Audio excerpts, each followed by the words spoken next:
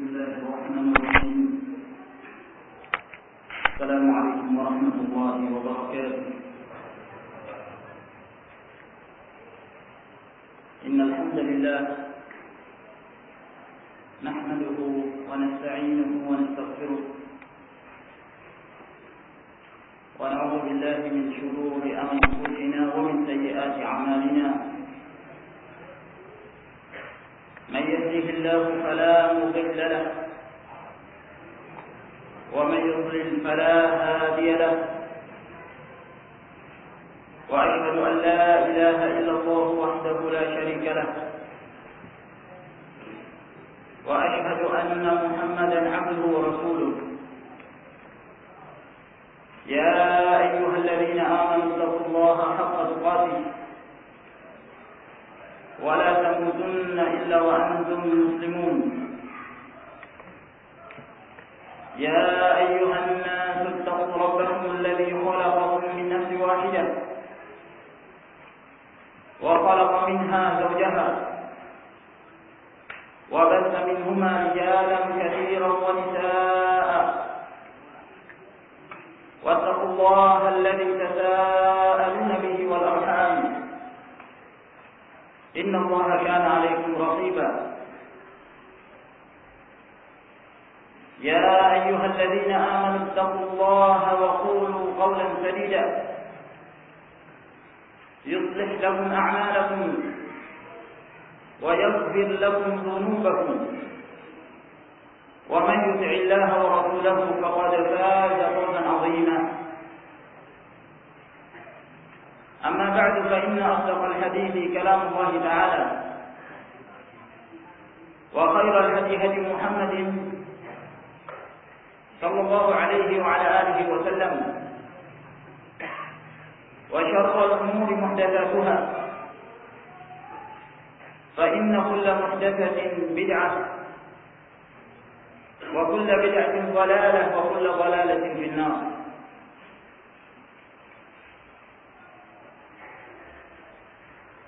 Bapak-bapak sekalian, warga masyarakat yang ada di sekitar daerah Manuan ini yang saya hormati, para jamaah kaum muslimin dan muslimat yang semoga senantiasa mendapatkan rahmat dari Allah Subhanahu wa taala. Alhamdulillah, merupakan satu kegembiraan pada hari ini di mana Allah Subhanahu wa taala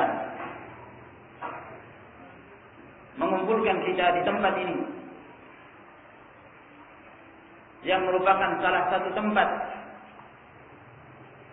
dari tempat-tempat yang terbaik yang ada di muka bumi, yaitu tempat ibadah, masjid-masjid Allah Subhanahu wa taala. Di dalamnya kaum muslimin mereka berkumpul dalam rangka untuk beribadah kepada Allah, memurnikan ibadah itu hanya untuk Allah Subhanahu wa taala,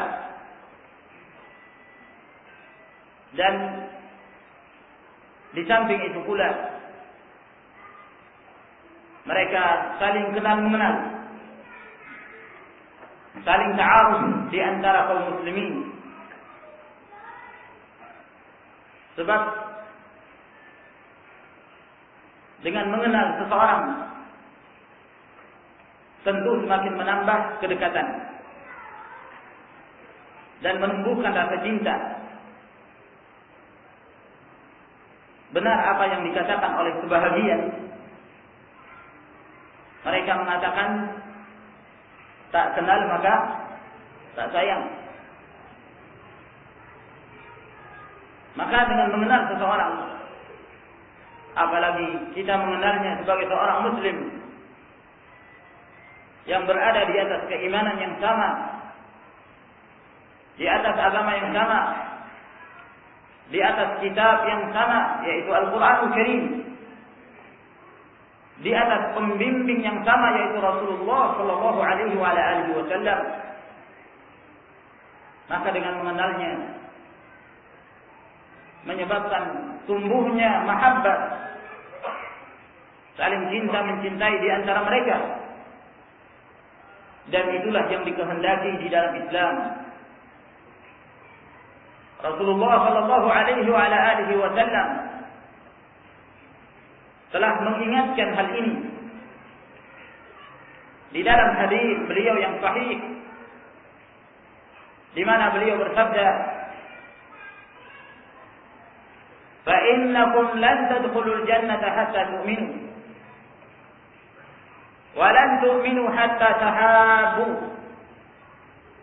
Awala adullukum ala syai'in idza fa'altumuhu tahabbtum. Afshu as-salama bainakum." Sesungguhnya kalian tidaklah sempurna keimanan kalian sampai kalian itu beriman. Kalian tidaklah akan masuk ke dalam surga sampai kalian beriman. Dan kalian tidaklah beriman sampai kalian saling cinta mencintai.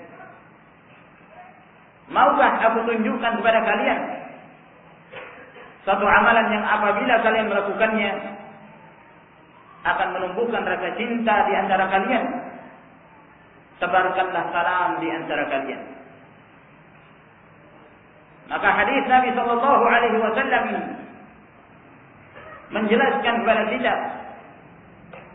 bahwa cinta mencintai karena Allah di dalam Islam adalah merupakan perkara yang sangat dianjurkan. Bahkan Rasulullah Sallallahu Alaihi Wasallam menjadikan kecintaan karena Allah Subhanahu Wa Taala di dalam Islam merupakan tali keimanan yang sangat kokoh. Awsaqu 'ural iman al-hubbu fillah wal bughdhu fillah. Tali keimanan yang paling kokoh adalah mencintai karena Allah dan membenci karena Allah Subhanahu wa taala. Dan di dalam hadis yang diriwayatkan oleh Al-Imam Bukhari dan Muslim dari hadis Abu Hurairah, Rasulullah sallallahu alaihi wasallam menggolongkan orang-orang yang saling cinta mencintai karena Allah Subhanahu wa taala sebagai orang-orang yang akan diberikan naungan pada hari kiamat, di saat tidak ada naungan kecuali naungan Allah Subhanahu wa taala. Sab'atun yudhilluhumullahu fi dhillih yauma la dhilla illa dhilluh. Ada 7 golongan di mana Allah Subhanahu wa taala akan memberikan naungan kepada mereka pada hari kiamat, di saat tidak ada naungan kecuali naungan Allah Azza wa Jalla. Di antara 7 golongan yang disebutkan oleh Rasulullah sallallahu alaihi wasallam, beliau mengatakan, wa rajulani tahabba fillah ijtama'a alaihi wa tafarraqa alaihi. 2 orang yang saling cinta mencintai karena Allah, mereka berkumpul karena Allah dan mereka berpisah juga karena Allah Subhanahu wa taala.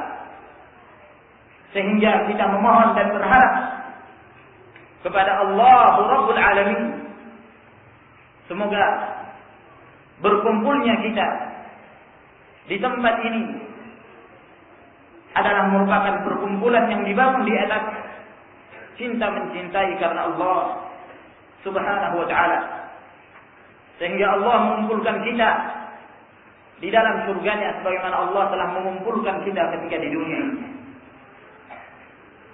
Kaum muslimin dan muslimat rahimakumullah,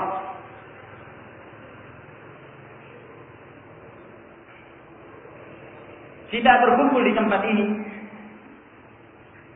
tentu dalam rangka untuk saling mengenal di antara kita.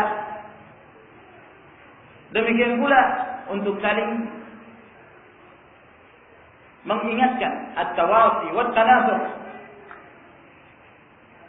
saling mengingatkan tentang apa-apa yang telah Allah Subhanahu wa taala dan Rasulnya sallallahu alaihi wasallam ajarkan kepada kita,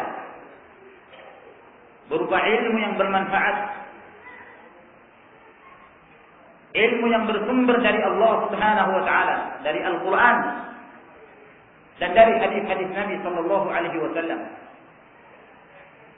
Sebab kita sebagai seorang muslim yang sangat yakin dengan keimanan dan keislaman kita, dan sangat yakin bahwa tidak ada satu agama, tidak ada satu keyakinan, tidak ada satu ideologi yang akan diterima dan diridhai Allah Subhanahu wa taala kecuali Islam. Al-Islam yang dibawa oleh Rasulullah sallallahu alaihi wasallam dan yang beliau ajarkan kepada umat ini.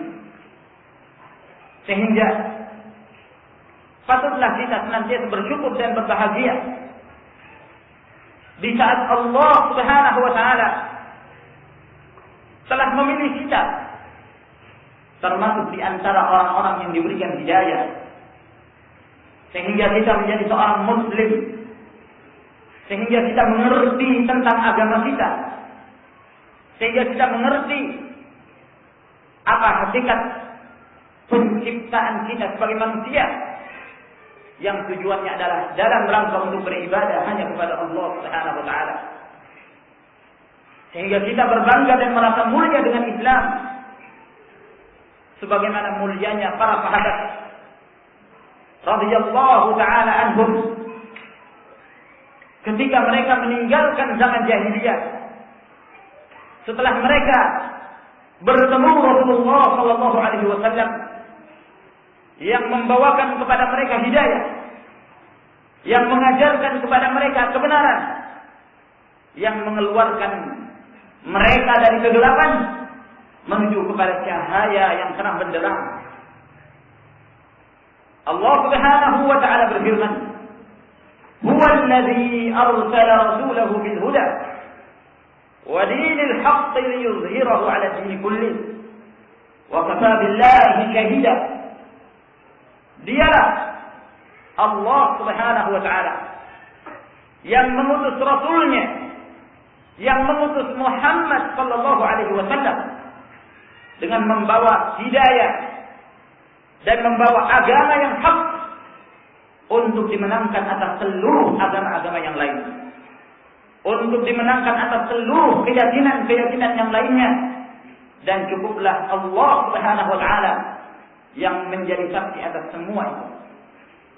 Dan dialah Allah Subhanahu wa taala yang berfirman di dalam Al-Qur'an Al-Karim, "Alladzina yattabi'una ar-rasula an-nabiyya al-ummi alladzi yajidunahu maktuban 'indahum fi at-taurati wal-injil ya'muruhum bil ma'ruf wa yanhahum 'anil munkar wa yuhillu lahum at-tayyibat wa yuharrimu 'alayhim al-khaba'ith wa yad'u 'alayhim israhum والأغلال التي كانت عليهم فالذين آمنوا به وعزروه ونصروه واتبعوا النور الذي أنزل معه أولئك هم المفلحون."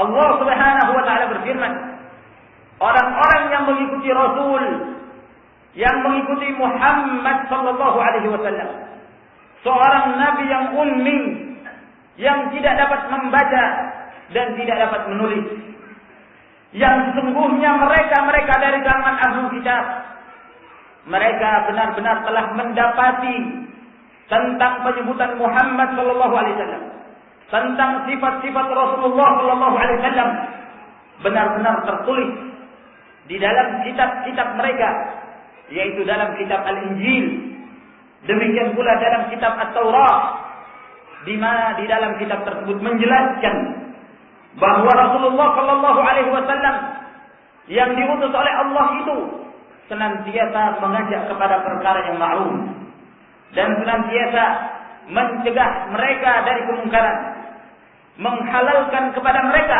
hal-hal yang baik, mengharamkan atas mereka hal-hal yang buruk, dan telah meletakkan dari mereka hal-hal yang memberatkan mereka, kesulitan-kesulitan yang dahulu mereka rasakan sebelum datangnya Rasulullah sallallahu alaihi wasallam.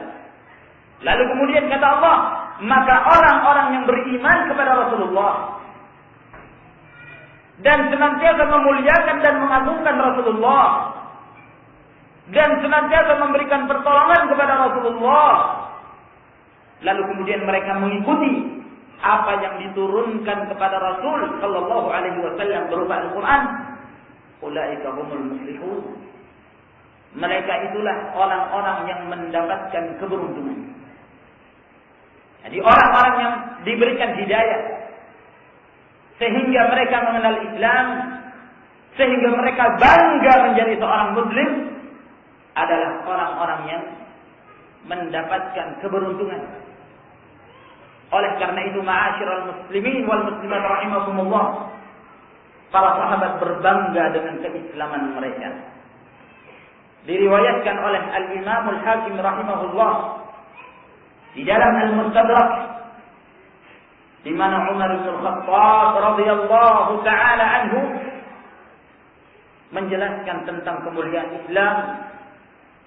Beliau mengatakan, "Kunna أذل قوم فأعزنا الله بهذا الإسلام فمهما نبتغي العزة من غير ما أعزنا الله به أذلنا الله." Kami dahulu adalah umat yang paling hina.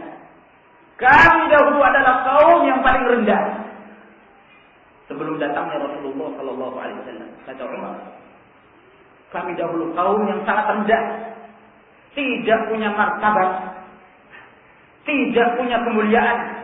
Kami benar-benar dalam keadaan hina. Lalu kemudian Allah Subhanahu wa taala memuliakan kami dengan apa? Apakah dengan kekayaan? Tidak. Tapi dengan Islam. Fa'azzana Allah bihadzal Islam, kata Umar. Maka Allah Subhanahu wa taala memuliakan kami dengan Islam. Maka apabila kami hendak mencari alternatif yang lain dari selain apa yang Allah telah muliakan kami dengannya, niscaya Allah kembali akan menghinakan kami. Di sini menunjukkan bahwa Islam merupakan jalan kemuliaan. Islam merupakan jalan kejayaan. Islam yang akan mengantarkan kepada kebahagiaan di dunia dan di akhirat. Sebab itulah cahaya yang dibawa oleh Rasul sallallahu alaihi wasallam. Dan itulah kebenaran yang Allah tidak akan menerima selain dari apa yang dibawa oleh Rasulullah sallallahu alaihi wasallam. Wa man yabtaghi ghayra al-islam dinan falan yuqbal minhu wa huwa fil akhirati minal khasirin.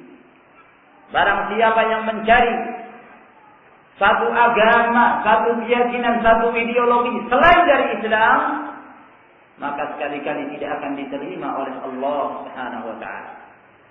Dan mereka di akhirat termasuk di antara orang-orang yang pasti mendapatkan kerugian. Maka dengan itulah kita mulia. Maka patut kita berbangga ketika Allah Subhanahu wa taala telah memberikan pada kita kenikmatan yang sangat besar ini, menjadi seorang muslim, menjadi seorang yang bersaksi asyhadu an la ilaha illallah wa asyhadu anna Muhammadar Rasulullah. Oleh karena itu, ma'asyiral muslimin rahimakumullah, apabila kita telah meyakini bahwa Islam itu adalah agama yang benar dan Allah tidak akan menerima kecuali Islam, Allah tidak akan menerima kecuali apa yang dibawa oleh Rasulullah SAW, maka penting bagi kita untuk mempelajari Islam itu. Apa itu Islam? Apakah yang dimaksud dengan Islam yang dibawa oleh Rasulullah SAW? Agar kemudian kita semakin memiliki ilmu tentangnya, ilmu yang semakin menambah keyakinan bahwa Islam ini benar-benar merupakan agama yang hak. Tidak hanya sekedar mengaku sebagai seorang muslim tapi tidak merasakan nikmatnya iman. Tidak hanya sekedar mengaku sebagai seorang muslim tapi keislamannya hanya disimpan di KTP-nya, hanya disimpan di SIM-nya, namun tidak diterapkan dalam kehidupannya. Maka ini penting untuk mempelajari Islam itu. Apa sebenarnya itu Islam? Lalu bagaimana cara kita mengamalkannya? Apa pondasi-pondasi keislaman agar kemudian kita menjadikan itu sebagai bangunan yang kokoh, agar kemudian kita bisa istiqomah dan teguh di atas Islam itu, tidak terombang-ambing dengan banyaknya pemikiran-pemikiran yang berusaha menjauhkan kita dari Islam yang benar yang dibawa oleh Rasulullah sallallahu alaihi wasallam. Maka penting bagi kita ma'asyiral muslimin mempelajari apa itu Islam. Kata Abu Aliyah, salah seorang dari kalangan tabi'in, Rufai bin Mihran rahimahullah taala, beliau mengatakan, ta'allamul Islam, hendaklah kalian mempelajari al-Islam. Wa alaikum bis-siratil mustaqim fa innahu al-Islam. Dan hendaklah kalian berpegang kepada jalan yang lurus, karena jalan yang lurus itulah Islam. Wala tuharriful Islam yaminan wala shimala. Jangan kalian menyimpang dari Islam itu ke kanan dan ke kiri.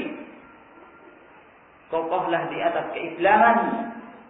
Wa alaikum bi sunnati nabiyyikum walladhi kana alaihi ashabuh. Dan hendaklah kalian berpegang dengan petunjuk Nabi kalian dan apa-apa yang telah diamalkan oleh para sahabatnya. Wa iyyakum wal ahwa allati tulqi bainan nasi al-adawah wal baghdha. Dan hendaklah kalian berhati-hati dengan hawa nafsu, yang mana hawa nafsu ini menyimpang dari petunjuk Rasul sallallahu alaihi wasallam, yang akan menyebabkan munculnya permusuhan dan timbulnya saling kebencian di antara kaum muslimin. Nah, ini ma'asyiral muslimin rahimakumullah, mempelajari Islam berarti mempelajari as-siratul mustaqim, jalan yang lurus. Itulah Islam yang sebenarnya. Dan ilmu yang terdapat di dalam Islam ini sangat luas sekali. Sehingga jangan kita menyangka bahwa Islam itu ya sekedar mengucapkan 2 kalimat syahadah, mengerjakan sholat walaupun tidak mengerti ilmunya, berpuasa di bulan Ramadan dan tidak mempelajarinya, membayar zakat, lalu kemudian haji. Setelah itu sudah selesai sempurna Islam. Oh tidak, Islam itu luas. Ma'asyiral muslimin rahimakumullah. Islam itu membahas seluruh aspek kehidupan manusia. Baik dalam hal ibadah mereka, dalam hal muamalah mereka, pergaulan di antara sesama manusia, pergaulan di antara sesama kaum muslimin, pergaulan antara kaum muslimin dan orang-orang non-muslim, dijelaskan di dalam Islam. Bahkan Islam membahas sampai kepada perkara-perkara yang terkecil. Jangankan kalau hanya sekedar membahas tentang jual beli, jangankan kalau hanya sekedar membahas tentang adab bertetangga, jangankan kalau hanya sekedar membahas tentang pentingnya bersilaturahim, menyambung hubungan kerabat. Islam membahas sampai kepada perkara yang terkecil. Apa itu? Permasalahan ketika seorang hendak buang hajat, itu dibahas di dalam Islam. Sampai dalam perkara yang sekecil ini. Ketika seorang masuk kamar mandi, ketika seorang masuk WC, keluar dari WC, apa yang dikerjakan di WC, apa adab-adab yang harus diperhatikan, apa yang boleh, apa yang tidak boleh, juga dibahas di dalam Islam. Apalagi yang lainnya. Dalam hadis yang diriwayatkan oleh Imam Muslim dari hadis Salman Al-Farisi radhiyallahu taala anhu, suatu ketika ada sebagian orang-orang musyrikin Mereka datang kepada Salman Al-Farisi. Kata mereka, "Hal 'allamakum nabiyyukum kulla syai' hatta al-qira'ah?" Apakah nabi kalian itu mengajarkan kepada kalian segala sesuatu sampai dalam permasalahan buang hajat, buang air, sampai dalam perkara itu? Maksud mereka sebenarnya mengejek Islam, bahwa Islam itu tidak sempurna. Tidak mungkin Islam mengajarkan sampai urusan buang air. Mereka menyangka seperti itu. Mereka tidak menyangka ternyata Salman radhiyallahu ta'ala anhu memberikan jawaban yang menyelisihi anggapan mereka. Mereka datang pada Salman, "Wahai Salman, apakah Nabi kalian mengajarkan segala sesuatu apa sampai dalam urusan buang air?" Kata Salman dengan penuh keyakinan, beliau mengatakan, "Ajal, benar. Rasulullah sallallahu alaihi wasallam telah mengajarkan kepada kami segala sesuatu sampai dalam urusan yang terkecil ini, buang air." Lalu beliau menyebutkan sebagian adab-adab yang diajarkan oleh Rasulullah sallallahu alaihi wasallam kepada umatnya.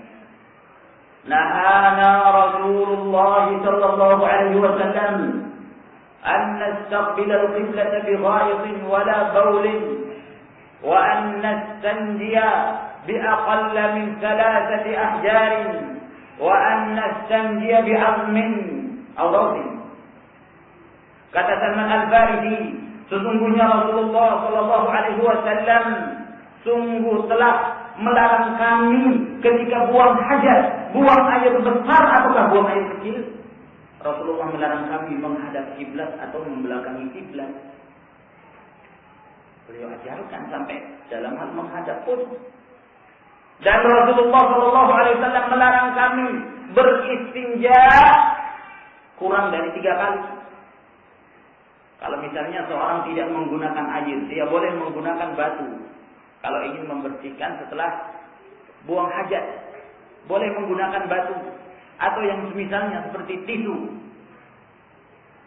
Nah, Rasulullah sallallahu alaihi wasallam ajarkan pada kita, bagi mereka yang tidak menggunakan air, jangan menggunakan kurang dari 3 batu, minimal 3. Kalau ingin lebih, maka dengan hitungan ganjil 3, 5, 7, 9 dan seterusnya. Dan Rasulullah sallallahu alaihi wasallam melarang kami beristinja dengan menggunakan tulang ataukah kotoran hewan. Misalnya ada tulang yang berserakan, ya, apalagi kalau habis kurban kan biasanya banyak tulang. Gak boleh dipakai untuk beristinja. Ya. Atau misalnya menggunakan kotoran hewan yang sudah jadi padat. Gak boleh dipakai untuk beristinja. Yang boleh batu, tisu atau yang menduduki kedudukannya. Tapi tidak boleh kurang dari 3. Ini termasuk di antara adab yang dijelaskan oleh Rasulullah sallallahu alaihi wasallam. Berarti dari sini menunjukkan bahwa Islam itu sangat luas sekali, mencakup setiap urusan dalam kehidupan kita. Mulai dari kita bangun dari tidur sampai kita akan tidur lagi. Itu dijelaskan di dalam Islam.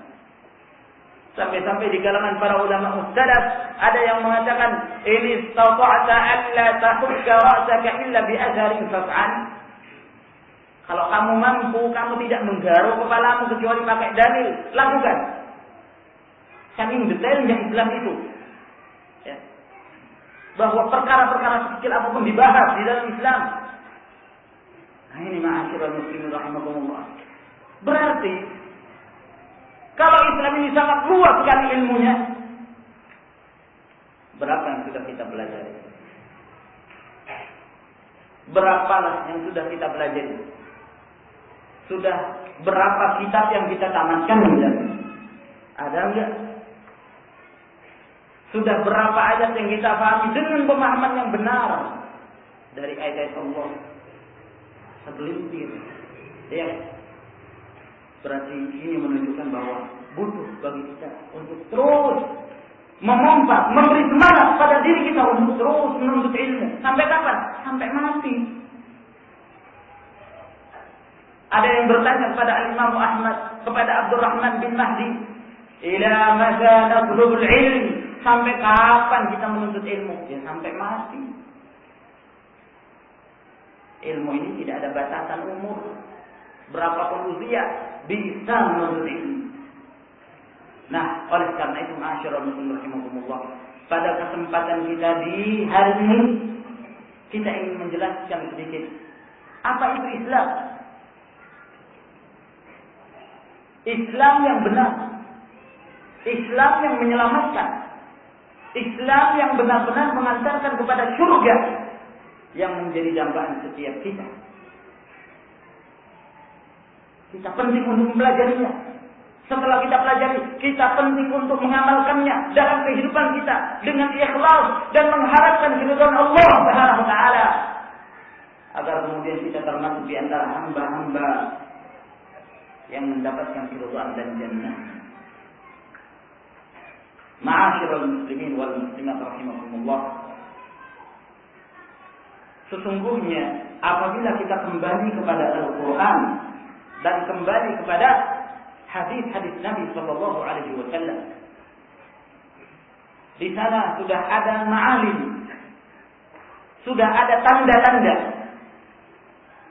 rambu-rambu yang disebutkan oleh Allah dan Rasulnya, untuk kemudian kita mengikuti rambu-rambu tersebut.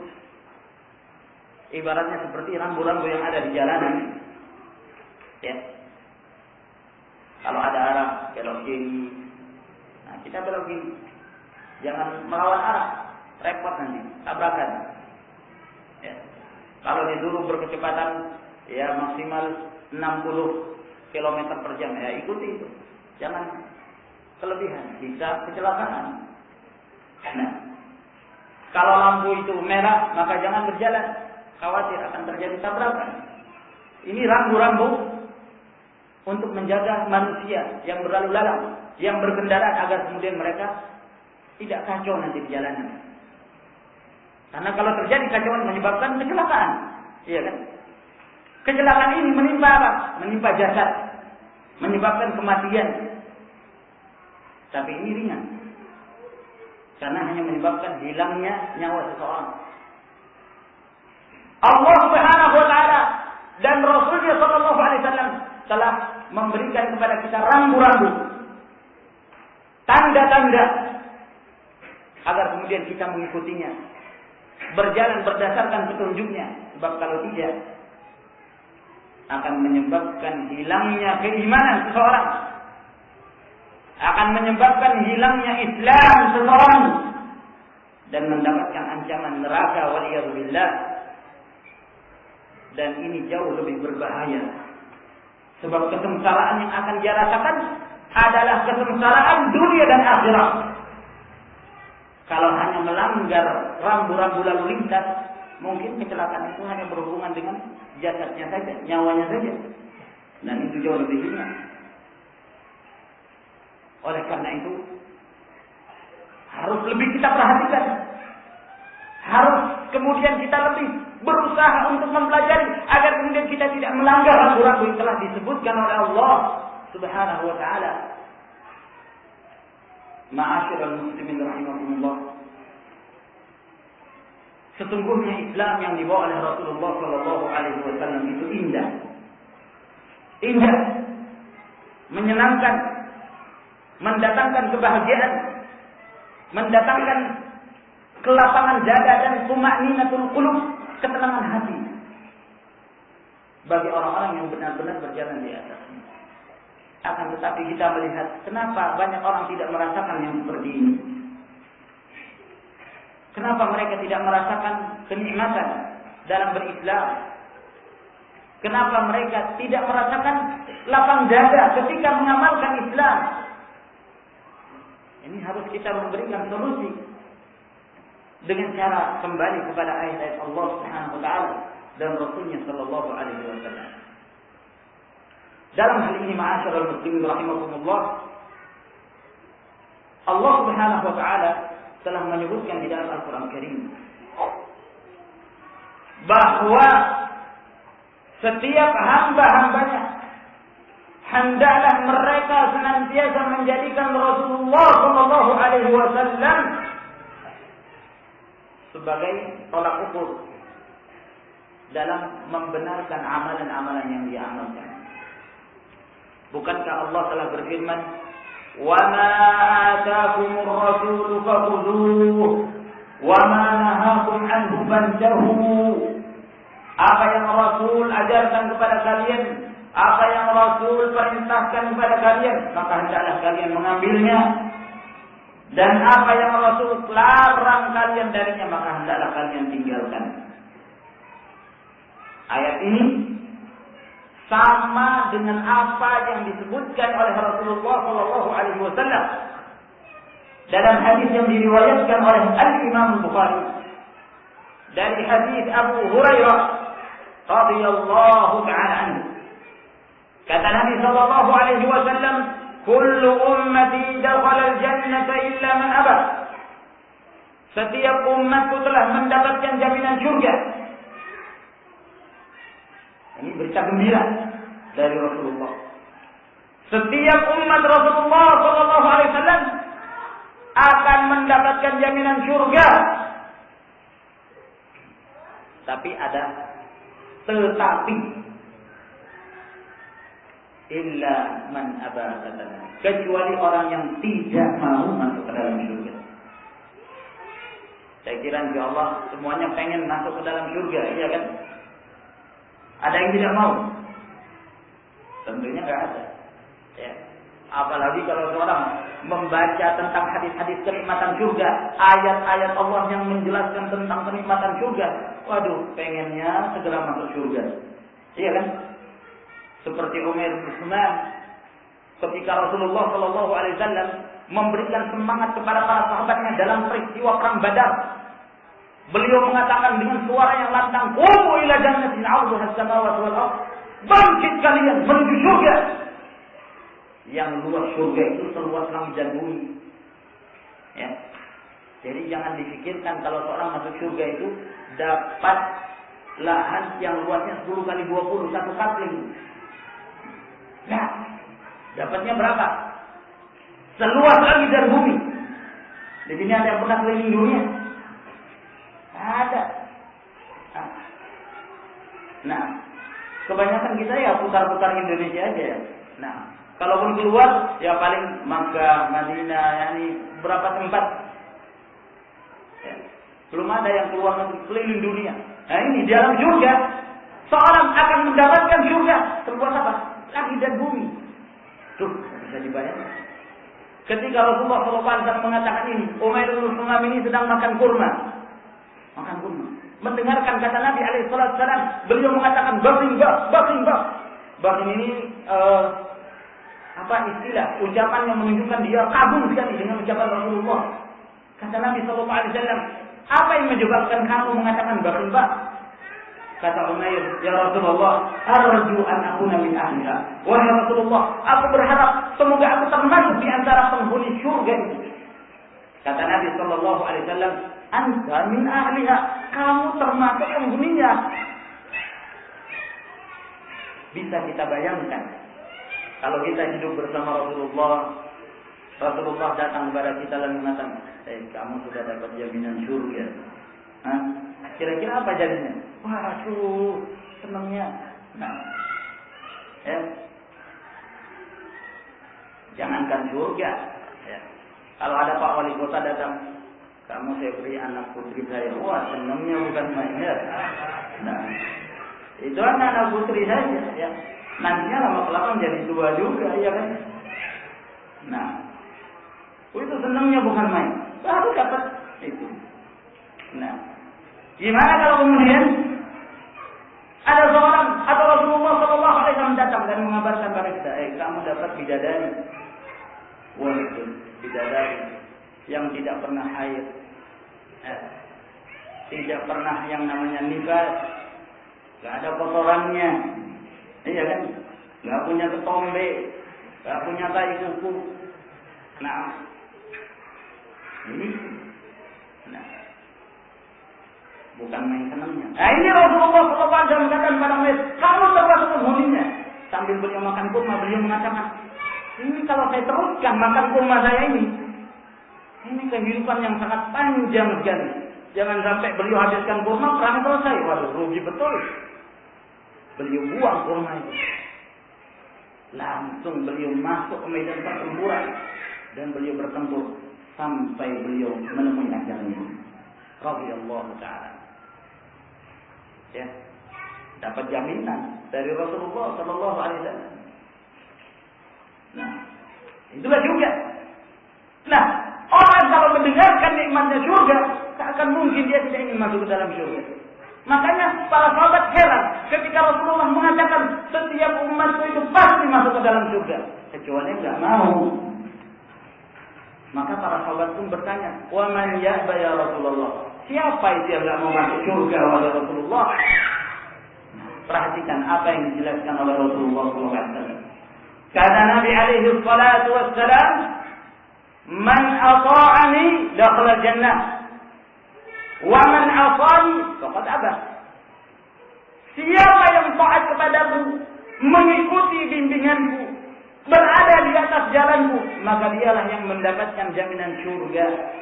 Dan siapa yang menyimpang dariku, tidak mengikuti ajaran dan bimbinganku, maka berarti dia tidak mau masuk surga. Nah, berarti dia tidak akan masuk surga. Nah, tarjun najata wa lam tasluk masalikaha, inna safinata la tajri 'ala al-yabasi. Kata pepatah Arab, engkau mengharapkan keselamatan tapi engkau tidak menempuh jalannya. Tidak mungkin kapal itu bisa berjalan di atas daratan. Kapal itu ada tempat jalannya. Di mana? Di lautan. Baru bisa berjalan. Nah, tidak mungkin seorang pengen surga tapi justru tidak mengamalkan, tidak berjalan di atas jalannya. Nah, ini ma'asyiral muslimin rahimahumullah. Di dalam hadis yang diriwayatkan oleh Imam Al-Bukhari dari hadis Abu Musa Al-Asy'ari radhiyallahu taala anhu, kata Nabi sallallahu alaihi wasallam, "Mathali wa mathalu ma ba'athani Allah bihi min al-haqq kamathali rajulin ata qauma faqala ya qaum inni ra'aytu al-jaysh bi'aynayya fan-naja'u an-najah." Kata Nabi sallallahu alaihi wasallam, perumpamaanku dan perumpamaan apa yang Allah Subhanahu wa taala mengutus aku dengannya berupa kebenaran adalah ibaratnya seperti seseorang. Orang ini dia mendatangi satu kaum. Lalu kemudian kaum ini dikumpulkan oleh dia. Lalu kemudian dia pun berbicara di hadapan kaum tersebut. Dia mengatakan, "Ya kaum, inni ra'aitul jaysha bi'aini wa inni ana an-nadhirul urya. Fan-najatu najat." Wahai kaumku, sesungguhnya aku telah melihat ada pasukan yang akan menyerbu kampung kita ini. Aku melihat mereka dengan mata kepalaku.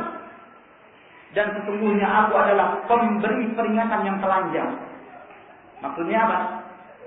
Orang-orang jahiliyah dahulu itu mereka kalau ada berita penting untuk disampaikan kepada masyarakatnya, mereka telanjang, buka pakaian, terus pakaian dililit di kepalanya.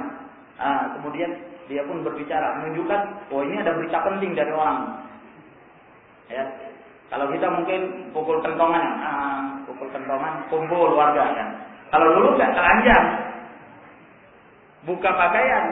Nah, kalau orang buka pakaian, terus pakaian dililit di atas kepalanya, oh ini berarti berita penting yang akan dibawa oleh orang ini. Ya, bodohnya orang-orang jahiliyah ini. Nah, kata Nabi sallallahu alaihi wasallam, "Fa inni 'ala an-nadhirul uryan." Aku ini seperti seorang pemberi peringatan yang telanjang. Maka segeralah ambil jalan keselamatan. Fa aqa'at ta'ifatun min qaumihi fantalaqu 'ala muhrihim fanajaw. Maka ada satu kelompok dari mereka, dari warga, dari kaum tersebut, mereka pun taat, percaya. Lalu mereka pun segera berangkat meninggalkan kampung tersebut, maka mereka pun selamat. Wa kadzabat ta'ifatun minhum. Lalu kemudian ada satu kelompok lagi, mereka mendustakan, tidak percaya. Fa'asbahu makanahum, mereka tetap tinggal di kampungnya, tidak percaya dengan beritanya. faqabbahahumul jaysh fa'ahlakahum wajtahahum. Akhirnya pasukan itu pun datang dan menyerang mereka dan membinasakan mereka, membumi hanguskan mereka. Lalu kata Nabi sallallahu alaihi wasallam, "Fadzalika mathalu ma ba'athani Allah bihi, famathalu man amana wattaba'a ma ji'tu bihi, wa mathalu man kadzdzaba ma ji'tu bihi minal haqq." Itulah permisalan orang-orang yang ketika aku membawa apa yang Allah Subhanahu wa taala utus aku dengannya, lalu kemudian dia mengikuti apa yang aku bawa, maka dia selamat. Dan permisalan orang yang mendustakan apa yang aku bawa dari kebenaran, sehingga dia pun binasa. Maka dari sini ma'asyiral muslimin rahimakumullah, ini menunjukkan bahwa Rasulullah sallallahu alaihi wasallam telah mengingatkan kita bahwa jalan kebenaran adalah jalan mengikuti petunjuk Rasulullah sallallahu alaihi wasallam. Berjalan di atas jalannya Rasulullah adalah merupakan keselamatan. Oleh karena itu, telah berbahagialah para sahabat Nabi radhiyallahu anhu, karena mereka di masa hidupnya senantiasa mengikuti Rasulullah sallallahu alaihi wasallam, berjalan di atas jalan Rasulullah, mengikuti ajaran-ajaran Rasulullah sallallahu alaihi wasallam, maka mereka pun selamat. Mereka menjadi generasi yang terbaik. Apa yang Rasulullah ajarkan langsung mereka terapkan dalam kehidupan mereka. Wajar kalau Allah Subhanahu wa taala mengabadikan tentang keadaan mereka dalam Al-Qur'anul Karim. Dalam surah At-Taubah, Allah memberikan pujian kepada para sahabat dan orang-orang yang mengikuti sahabat. وَالسَّابِقُونَ الْأَوَّلُونَ مِنَ الْمُهَاجِرِينَ وَالْأَنصَارِ وَالَّذِينَ اتَّبَعُوهُم بِإِحْسَانٍ رَضِيَ اللَّهُ عَنْهُمْ وَرَضُوا عَنْهُ. Orang-orang terdahulu dari kalangan muhajirin. Muhajirin adalah para sahabat yang mereka berhijrah meninggalkan kota Makkah menuju Madinah. Wal ansar, orang-orang Ansar adalah mereka-mereka yang tinggal di Madinah menolong saudara-saudara mereka yang berhijrah. Maka orang-orang terdahulu ini dan orang-orang yang mengikuti mereka dengan baik, Allah ridha kepada mereka dan mereka pun ridha kepada Allah Subhanahu wa taala. Inilah pujian dari Allah kepada mereka. Kenapa? Karena mereka senantiasa mengikuti Rasulullah sallallahu alaihi wasallam. Mereka saling tolong menolong di atasnya. Mereka saling bahu membahu di atasnya sehingga mereka selamat. Para sahabat itu. Makanya di dalam hadis yang diriwayatkan oleh Imam Bukhari, datang dari hadis Abdullah bin Mas'ud, juga datang dari hadis Imran bin Husain. Kata Nabi sallallahu alaihi wasallam, "Khairun nasi qarni, thumma alladziina yalunahum, thumma alladziina yalunahum." Sebaik-baik manusia itu adalah zamanku. Orang-orang yang hidup di zamanku, para sahabat. Kemudian orang-orang setelah mereka, para tabi'in. Kemudian orang-orang setelah mereka, tabi'ut tabi'in. Mereka ini 3 generasi yang disaksikan kebaikannya oleh Rasulullah sallallahu alaihi wasallam. Maka siapa yang ingin baik, tirulah mereka. Siapa yang ingin mendapatkan keselamatan, ikutilah jalan mereka. Terlebih lagi ma'asyiral muslimin rahimakumullah, Rasulullah sallallahu alaihi wasallam telah mengabarkan kepada kita bahwa setelah meninggalnya Rasulullah alaihi wasallam, maka umat ini berbeda-beda keadaannya. Yang ini mengambil pandangan sendiri dengan akalnya, tidak menjadikan Rasulullah sebagai petunjuk. Satu lagi bikin kelompok sendiri. Lalu kemudian mereka dengan akalnya pun keluar dari petunjuk dan bimbingan Rasulullah sallallahu alaihi wasallam. Muncul lagi kelompok yang lain mengaku sebagai muslimin, tapi tidak menjadikan Rasulullah dan para sahabatnya sebagai panutan mereka. Sehingga sepeninggal Rasulullah itu, kaum muslimin akhirnya berpecah belah. Allah SWT. Akhirnya masing-masing merasa bangga dengan apa yang ada pada kelompok. Akhirnya seperti itu keadaannya. Dan ini telah diingatkan oleh Allah Subhanahu wa taala bahwa penyebab mereka berpecah, penyebab mereka berselisih disebabkan karena mereka meninggalkan apa yang telah menjadi bimbingan Rasulullah SAW dan para sahabat radhiyallahu taala. Itu masalahnya. Allah Tabaraka wa taala berfirman, "Fa'aqim wajhaka lid-din hanifa, fitratallahi allati fatara an-nasa 'alayha, la tabdila li khalqillah, dzalika ad-dinul qayyim." Hendaklah tegakkan wajah kamu untuk agama ini dengan lurus, tauhid. Itulah fitratullah yang Allah Subhanahu wa taala ciptakan di atas. Tidak boleh merubah apa yang telah menjadi ketetapan Allah Subhanahu wa taala. Akan tetapi walakinna aktsarun nasi la yu'minun. Munibina ilaihi. Orang-orang muslim itu adalah orang-orang yang kembali kepada Allah. Wattaquhu wa aqimus shalah. Bertakwa kepada Allah dan senantiasa menegakkan salat. Wala takunu minal musyrikin. Dan janganlah kalian seperti orang-orang musyrikin. Minal ladzina farraqu dinahum wa kanu syi'a, kullu hizbin bima ladaihim farihun. Jangan kalian seperti orang-orang musyrik, yaitu orang-orang yang memecah belah agama mereka, sehingga mereka masing-masing punya pengikut kelompok dan masing-masing mereka merasa bangga dengan apa yang mereka miliki. Di dalam surah yang lain Allah Subhanahu wa taala berfirman, "Innal ladzina farraqu dinahum wa kanu syi'a lasta minhum fi syai'." Sesungguhnya orang yang memecah belah agama ini, lalu kemudian mereka membentuk kelompok-kelompok, engkau tidaklah termasuk dari mereka wahai Muhammad sallallahu alaihi wasallam. Allah memerintahkan, Allah menyatakan bahwa Rasulullah berlepas diri dari mereka yang membuat kelompok sendiri, ngambil pendapat sendiri, ya, lalu meninggalkan petunjuk Rasulullah sallallahu alaihi wasallam. Meninggalkan Rasulullah sebagai nabi, sebagai rasul yang terakhir. Bikin kelompok sendiri. Ya. Nabinya siapa? Mirza Ghulam Ahmad.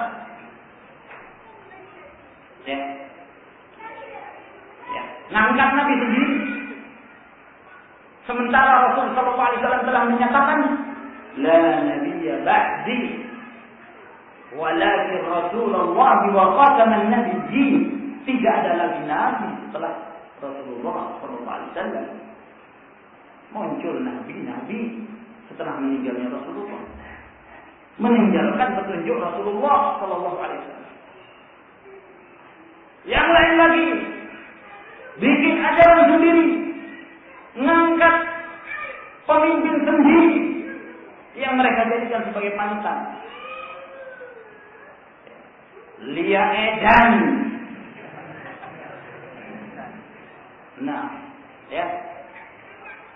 Katanya akhir-akhir ini berfatwa agama Islam sudah dihapus, harus dihapus, semuanya harus ikut dia. Dasar Edan. Nah, ya. Meninggalkan petunjuk Rasulullah sallallahu alaihi wasallam. Kalau gitu lagi muncul lagi yang lain terus seperti itu. Apa yang menyebabkan? Karena mereka meninggalkan petunjuk dan bimbingan Rasulullah sallallahu alaihi wasallam. Kata Allah, "Lasta minhum fi syai'." Kamu wahai Muhammad tidak termasuk dari mereka. Lepas diri. Jangan ikut-ikutan. Karena Allah tidak memerintahkan adanya perpecahan. Karena Allah tidak memerintahkan adanya perselisihan itu. Perselisihan itu menjauhkan kaum muslimin dari rahmat Allah.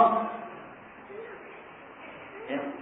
Menjauhkan kaum muslimin dari rahmat Allah. Kadang-kadang di antara kita yang tidak sadar mengucapkan sebuah perkataan yang disandarkan kepada Rasulullah, padahal itu bukan sabda Rasulullah sallallahu alaihi wasallam. Ada yang mengatakan bahwa Rasulullah bersabda, "Ikhtilafu ummati rahmah." Perselisihan umatku itu rahmat. Gimana perselisihan umat rahmat? Maka apa yang disandarkan kepada Rasulullah Shallallahu Alaihi Wasallam ini batil, baik dari sisi sanad hadisnya maupun dari sisi kandungan dari perkataan itu. Dari sisi riwayat hadis ini tidak ada sanadnya.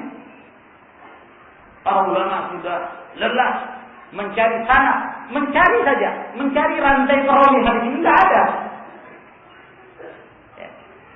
Karena kalau ingin mengetahui keabsahan sebuah hadis, itu kan harus dilihat ini sanadnya bersambung nggak, rantai perawinya benar-benar bersambung nggak. Misalnya Imam Bukhari, ketika dia meriwayatkan hadis dari Rasulullah, lihat sanadnya bersambung nggak sampai kepada Rasulullah. Nah, dari orang per orang itu, perawi-perawi itu namanya sanad, rantai perawi. Nah, hadis ini rantai perawinya saja nggak ada. Gimana akan dihukumi? Makanya hadis ini la aslalahu fi sunnah, tidak ada asalnya sama sekali. Tapi banyak kadang-kadang para pengkhutbah ada yang menyampaikan ini. Padahal ini bukan hadis, bukan perkataan Rasulullah.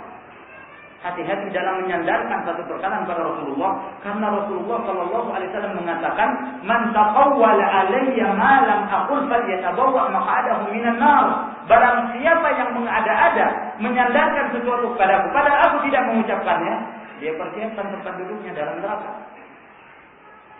Hadis ini banyak sekali yang meriwayatkan dalam Bukhari, Muslim dan yang lainnya. Nah, ma'asyiral muslimin rahimakumullah. Di samping itu pula hadis ini bertentangan dengan ayat. Allah mengatakan, "Wala yazaluna mukhtalifin illa man rahima rabbuk." Mereka itu selalu saja berselisih kecuali yang dirahmati oleh Allah. Berarti yang dirahmati oleh Allah itu ya, yang tidak berselisih. Yang berselisih, yang tidak dirahmati oleh Allah. Karena Allah menyatakan mereka selalu saja berselisih kecuali yang dirahmati oleh Rabbmu, yang dirahmati Allah Subhanahu wa Ta'ala. Nah, apa yang menyebabkan perselisihan ini? Karena meninggalkan petunjuknya, karena meninggalkan bimbingan Rasul Sallallahu Alaihi Wasallam. Maka Rasulullah mengingatkan di dalam hadis yang diriwayatkan oleh Tirmidzi dan yang lainnya dari hadis Al-Irbad bin Sariyah, ketika Rasulullah Shallallahu Alaihi Wasallam memberikan wasiat-wasiatnya di hadapan para sahabat, di mana wasiat ini adalah merupakan wasiat-wasiat yang sangat penting, sehingga para sahabat menganggap wasiat itu seperti wasiat orang yang hendak berpisah dengan para sahabatnya. Maka wasiat yang disampaikan oleh Rasulullah, beliau mengatakan, "Usikum bitaqwallah was-sam'i wat-tha'ah wa in ta'ammara 'alaykum 'abdun habashi fa innahu man ya'ish minkum fasayara ikhtilafan katsira fa 'alaykum bi sunnati wa sunnati al-khulafa'ir rasyidin al-mahdiyyin min ba'di tamassaku biha wa 'addu 'alayha bin nawajid." Kata Nabi Sallallahu Alaihi Wasallam, "Aku wasiatkan kalian wahai umatku untuk bertakwa kepada Allah dan senantiasa mendengar dan taat kepada pemimpin dan penguasa kalian, walaupun yang memerintah kalian itu adalah budak dari Habasyah. Taatlah kalian kepadanya. Karena sesungguhnya siapa di antara kalian, kata Rasulullah, siapa di antara kalian ini yang dipanjangkan umurnya oleh Allah setelah meninggal Rasulullah SAW, lalu di antara mereka ada yang dipanjangkan umurnya oleh Allah, maka dia akan melihat perselisihan yang banyak. Maka dia akan melihat perselisihan yang banyak. Itu baru sepeninggal Rasulullah. Jadi ketika Rasulullah meninggal, sebagian sahabat itu ada yang dipanjangkan umurnya. Mereka sempat melihat adanya, munculnya perselisihan itu. Ya. Macam-macam kelompok muncul setelah meninggalnya Rasul mereka Sallallahu Alaihi Wasallam. Kalian akan melihat perselisihan yang banyak. Lalu apa solusinya? Nah, ini yang penting. Perselisihan itu jelas terjadi. Perselisihan itu pasti terjadi karena Rasulullah mengabarkan kalian akan melihat perselisihan yang banyak. Kalau itu di zaman setelah baru saja meninggal Rasulullah SAW. Kita dengan zaman Rasulullah sudah berapa abad? Sekian belas abad. Kita meninggalkan zaman Rasul SAW. Sementara setiap hari bertambah, maka fitnah semakin berkembang dan merajalela. Iya kan? Karena Rasulullah SAW dalam riwayat Imam Bukhari mengatakan, la ya'ti zaman illa walladhi ba'dahu syarrun minhu. Tidak akan muncul satu zaman kecuali zaman yang berikutnya lebih buruk dari yang sebelumnya. Kita sudah jauh meninggalkan zaman Rasulullah. Ya. Dulu belum ada Lia Edan, belum ada Al-Qadianiyah, Mirza Ghulam Ahmad, ya, yang mendaftar mencalonkan diri menjadi nabi. Nah, tapi pendaftaran sudah tertutup. Nah, atau yang lainnya lagi, itu belum ada. Yang ada kelompok-kelompok yang muncul pada waktu itu, Khawarij, Al-Qadariyah, pengingkar takdir, Murji'ah, Mu'tazilah, macam-macam kelompok. Sepeninggal Rasulullah SAW. Nah, ketika terjadinya hal itu, apa solusi yang Rasulullah berikan kepada kita? Apakah Rasulullah mengatakan, sudahlah gak usah ambil pusing, hidup aja sendiri-sendiri? Apa seperti itu? Apakah Rasulullah mengatakan, sudah apa yang kamu yakini kamu amalkan? Yang lain kalau mereka kata, ya biar saja sudah. Nah, tetap kita bekerja sama. Yang salah gak usah dibenarkan. Apa seperti itu? Ternyata Rasulullah SAW memberikan nasihat yang sepantasnya ditulis dengan tinta emas. Kata Nabi SAW, "Fa'alaikum bisunnati wa sunnatil khulafa'ir rasyidin al-mahdiyyin min ba'di." Hendaklah kalian berpegang teguh dengan sunnahku, dengan petunjukku, dengan bimbinganku, dan sunnahnya al-khulafa'ur rasyidun, para sahabatku yang mereka adalah orang-orang yang telah diberikan hidayah dari setelahku. Berpegang teguhlah kalian dengannya dan gigitlah dengan nawajiz kalian, gigi geraham kalian. Nah, ini solusi yang Rasulullah SAW berikan, yang beliau sampaikan kepada umatnya dari zaman para sahabat sampai hari kiamat.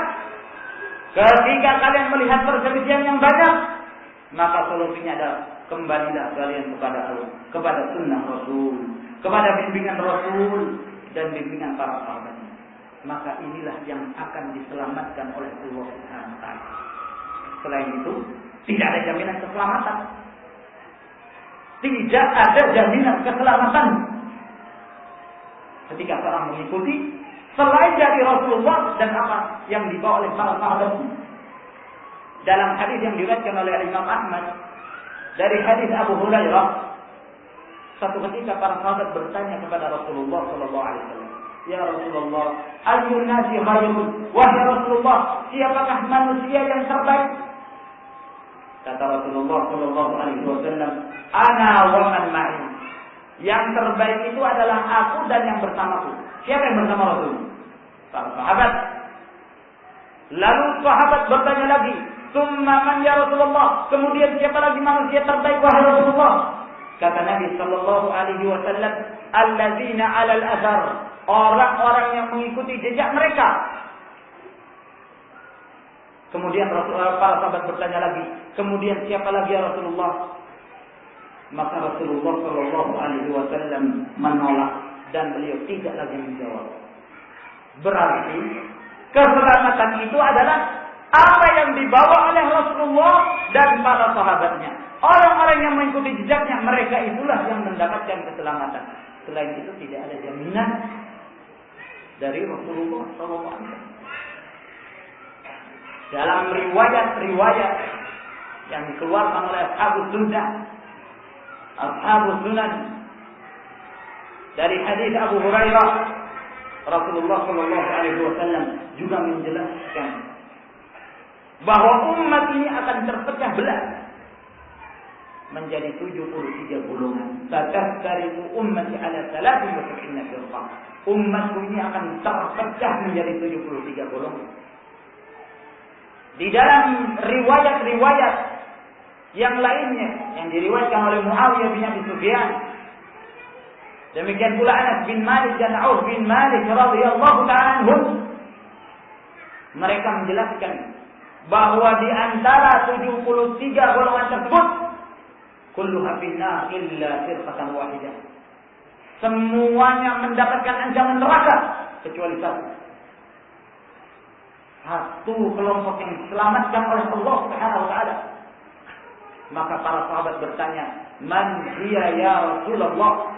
Kelompok yang manakah itu wahai Rasulullah yang akan diselamatkan oleh Allah Subhanahu wa taala dari kesesatan, dari penyimpangan, dari ancaman neraka? Kata Nabi sallallahu alaihi wasallam, "Hiyal jamaah." Yang selamat itu adalah al-jamaah. Itulah yang selamat. Berarti yang lain dapat ancaman neraka. Lalu apa al-jamaah itu? Jangan disangka bahwa yang dimaksud al-jamaah itu adalah perkumpulan orang. Ya, buat kaplingan tanah, kumpul orang yang ada di kaplingan itu selamat, di luar kaplingan masuk neraka. Bukan. Bukan yang dimaksud dengan jamaah adalah yayasan tertentu atau organisasi tertentu. Bukan. Bukan yang dimaksud dengan al-jamaah di sini adalah kalau ada kelompok yang di situ ada tulisan jamaah. Seperti jamaah Islamiyah misalnya. Atau jamaah-jamaah yang lain. Jamaah Ahmadiyah atau yang lainnya. Bukan. Lalu apa yang dimaksud al-jamaah di sini? Dijelaskan sendiri oleh Rasulullah SAW. Di dalam hadis yang diriwayatkan oleh At-Tirmidzi, Al-Hakim, Al-Baghawi dalam Syarh Sunnah dari hadis Abdullah bin Amr radhiyallahu taala anhuma, ketika Rasulullah sallallahu alaihi wasallam menjelaskan tentang terpecahnya umat ini menjadi 73, yang 72 mendapatkan ancaman neraka, yang satunya yang diselamatkan oleh Allah. Maka para sahabat bertanya, siapakah yang diselamatkan oleh Allah itu ya Rasulullah? Kata Rasul sallallahu alaihi wasallam, "Hiya ma ana alaihi al-yawma wa ashabi." Siapa yang berjalan di atas jalanku dan para sahabatku. Jadi siapa saja? Dari mana saja? Dari warna kulit yang mana saja? Kulit hitam, putih, ya. Atau siapa saja? Indonesia atau di luar Indonesia? Siapa saja? Berkumpul atau sendirian?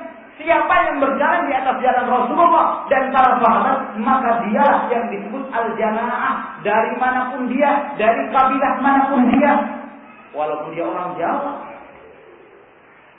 apakah selain orang Jawa? Siapa yang berjalan di atas jalan ini? Kalau misalnya dia berada di kampung sendirian, dia kokoh, istiqomah di atas jalan Rasul dan para sahabatnya, dialah yang dapat keselamatan. Makanya kata Abdullah bin Mas'ud ketika menjelaskan makna dari al-jamaah ini, kata beliau, al-jama'atu ma wafaqa al-haqqa wa anta wahdah. Yang dimaksud al-jamaah adalah yang berjalan sesuai dengan kebenaran walaupun kamu sendirian. Jadi jangan difahami jamaah itu harus berkelompok, sendirian pun jamaah. Kalau benar, kalau mengikuti petunjuk Rasulullah dan para sahabat, dia termasuk al-jamaah. Dan sangat indah sekali yang disebut oleh Abu Syamah di dalam kitab beliau Al-Hawadith wal Bid'ah.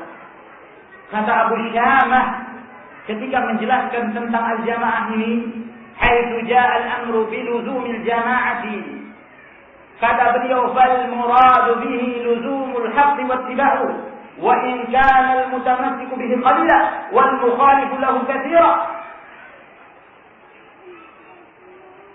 فإنه لأنه الحق الذي كانت عليه الجماعة الأولى من أهل النبي صلى الله عليه وسلم وأصحابه ولا تنظر إلى كثرة أهل الباطل. Kata beliau, telah datang perintah untuk senantiasa komitmen dengan al-jamaah itu dari Nabi sallallahu alaihi wasallam. Apa yang dimaksud al-jamaah? Kata beliau, yang dimaksud al-jamaah adalah komitmen di atas kebenaran dan mengikuti kebenaran itu, walaupun yang mengikuti kebenaran itu sedikit, yang menyelisihi kebenaran itu banyak jumlahnya. Sebab kebenaran adalah apa yang dibawa oleh Rasulullah dan para sahabatnya, sehingga jangan engkau tertipu dengan banyaknya orang-orang yang berjalan di atas kebatilan.